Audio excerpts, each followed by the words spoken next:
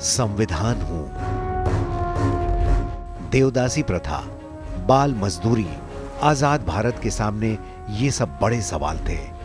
जब मेरा निर्माण शुरू हुआ तो इन सवालों को उठाने का साहस किया मेरे निर्माताओं में से एक दुर्गाबाई देशमुख ने।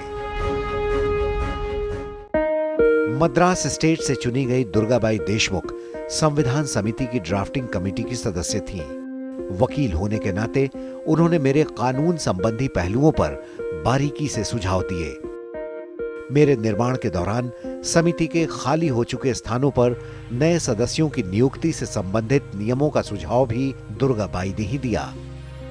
उन्होंने सभा के सामने नाबालिगों और युवकों के शोषण और उनके अधिकारों का मसला भी उठाया। देशमुख ने कहा, जब संविधान वंचर पशु और पक्षियों के बारे में सोच सकता है तो अनाथ बालकों, युवकों के संरक्षण और उनकी शोषण मुक्ति के बारे में क्यों नहीं सोच सकता? दुर्गाबाई ने जोर देते हुए कहा कि इस समस्या को सिर्फ निजी या सामाजिक संस्थानों पर न छोड़ते हुए इसके लिए बाकायदा कानून भी बनने चाहिए।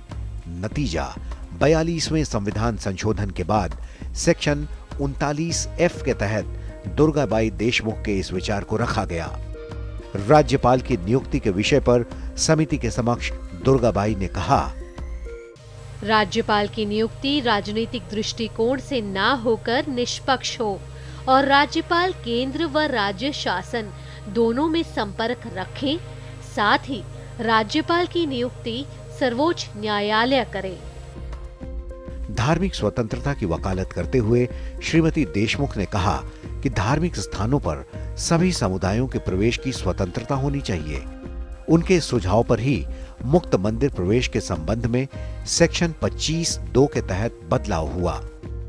भारत में फैमिली कोर्ट की स्थापना की संकल्पना भी दुर्गाबाई की ही सोच रही। दुर्गाबाई देशमुख 1946 से 1952 तक अंतरिम संसद की सदस्य रहीं। तेज तर्रार वक्ता, कानून विशेषज्ञ और सामाजिक कार्यकर्ता दुर्गाबाई देशमुख ने मेरे निर्माण में अमूल्य योगदान दिया। अगली बार बात एक और ऐसे ही संविधान निर्माता की।